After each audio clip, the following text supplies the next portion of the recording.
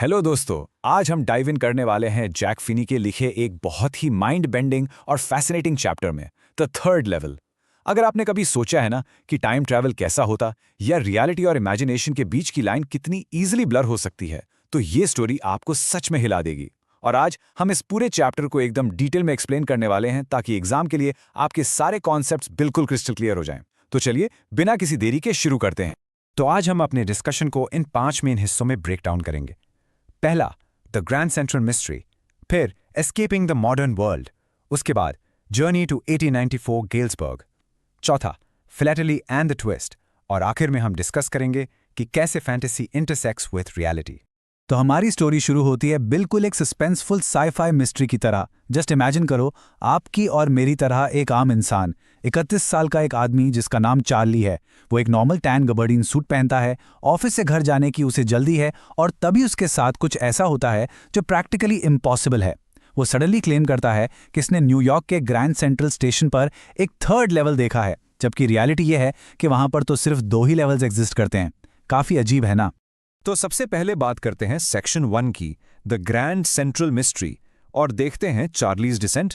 New York के grand central station को ना आप एक ऐसी भूल भुलैया या लैब्रिंथ की तरह विजुअलाइज करो, जहां नए कॉरिडोर्स और स्टेयर्स बिल्कुल पेड़ की जड़ों की तरह बस अंदर ही अंदर उगते रहते हैं।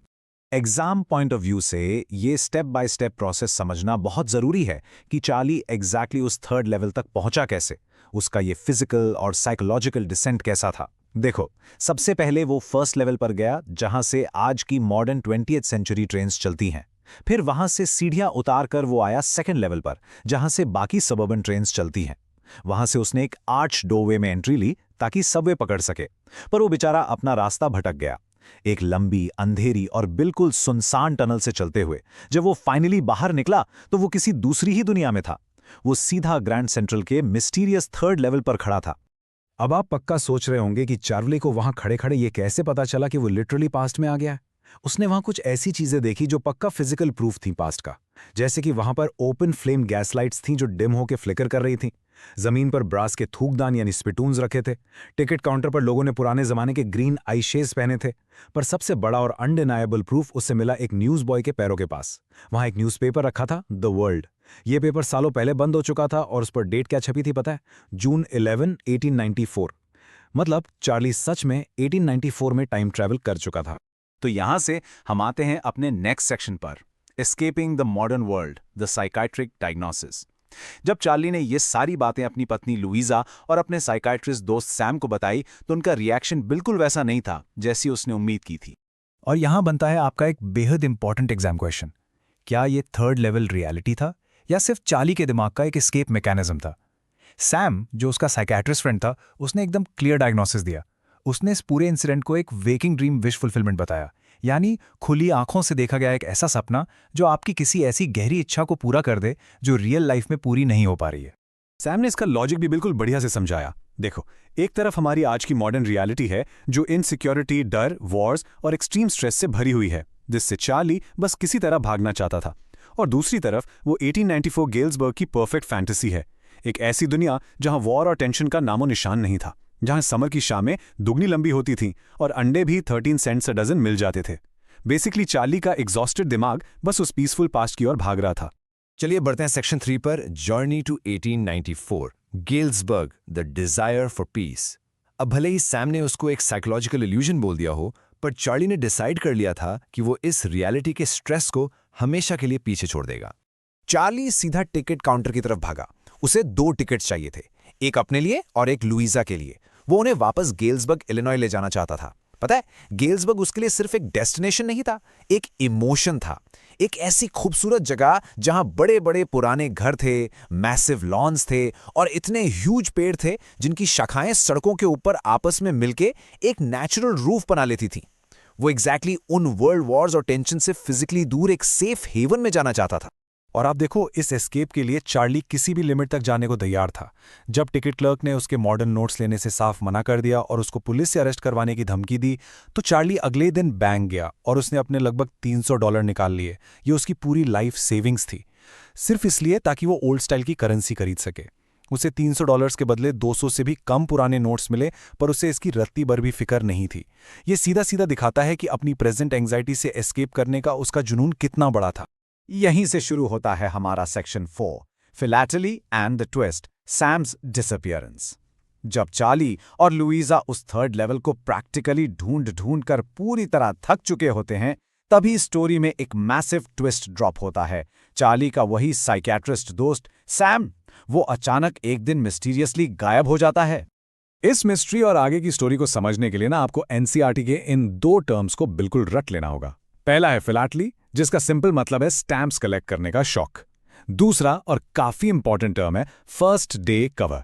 होता यह है कि जब भी मार्केट में कोई नया स्टैम्प रिलीज होता है तो स्टैम्प कलेक्टर्स उसे खरीदकर एक एनवेलप पे लगाते हैं, अंदर एक कोरा यानी ब्लैंक पेपर रखते हैं और उसे रिलीज के पहले ही दिन अपने ही एड्रेस पर मेल कर देते हैं। पोस्टमार्क से रिलीज डेट की प्रूफ परमानेंटली सेट हो जाती है और इस एनवेलप को कलेक्टर कभी खोलता ही नहीं क्योंकि पता होता है अंदर सिर्फ एक ब्लैंक पेपर रखा हुआ है। तो स्टोरी में ट्विस्ट ये आता है कि एक दिन चार्ली जब अपने दादाजी का पुराना स्टैम्प कलेक्शन देख रहा था तो उसमें उसे एक ऐसा फर्स्ट डे कवर मिला जो उसने वहां पहले कभी नहीं देखा था। डेट थी 1894 की। पर शॉकिंग बात तब हुई जब उसने कवर खोला, क्योंकि अंदर का पेपर ब्लैंक नहीं था, वहां पर एक्चुअल में सैम का एक लेटर रखा था। सैम उसमें लिखता है कि चार्ली, मैं विश करता था कि तुम सही हो और तुम सच में सही थे। मुझे थर्ड लेवल मिल गया है और मैं पिछले 2 हफ्तों से गेल्सबर्ग में ही हूं। तुम और लुइजा वापस आओ और उसे ढूंढते रहो। सोचो कितनी बड़ी आयरनी है ये। जो साइकियाट्रिस्ट खुद इस थियरी को एक मेंटल एस्केप, एक बीमारी बता रहा था, आखिर में वो खुद अपनी ही डायग्नोस की हुई फैंटेसी में चला गया। बाद में चार्ली को इन्वेस्टिगेट करने पर पता चलता है कि गायब होने से ठीक पहले सैम ने पूरे $800 के ओल्ड करेंसी नोट्स खरीदे थे। सैम वहां 1894 के गेल्सबर्ग में जाकर अपना एक चारे और अनाज का बिजनेस है, फीड एंड ग्रेन का बिजनेस खोलना चाहता था, क्योंकि ऑब्वियस सी बात है 1894 की उस स्ट्रेस फ्री और परफेक्ट दुनिया में लोगों को टेंशन होती ही नहीं थी, तो वहां मॉडर्न साइकियाट्रिस्ट की जीरो जरूरत थी। फाइनली हम आते हैं अपने आखिरी सेक्शन पर, फैंटेसी इंटरसेक्ट्स विद रियलिटी। ये एक क्विक एनसीईआरटी एनालिसिस है ताकि आपके लॉन्ग आंसर टाइप क्वेश्चंस बिल्कुल परफेक्ट बने। इस पूरी कहानी की सबसे खास और माइंड बेंडिंग बात यह है कि जैक फिनी ने रियलिटी और फैंटेसी को एकदम मास्टरफुली आपस में ब्लेंड कर दिया है। एक तरफ हमारी रियलिटी है, स्टेशन के पहले 2 लेवल्स एकदम रियल हैं, मॉडर्न करेंसी रियल है और सैम नाम का एक रियल मॉडर्न साइकियाट्रिस्ट भी है। पर फिर अचानक फैंटेसी उसमें एंटर करती है।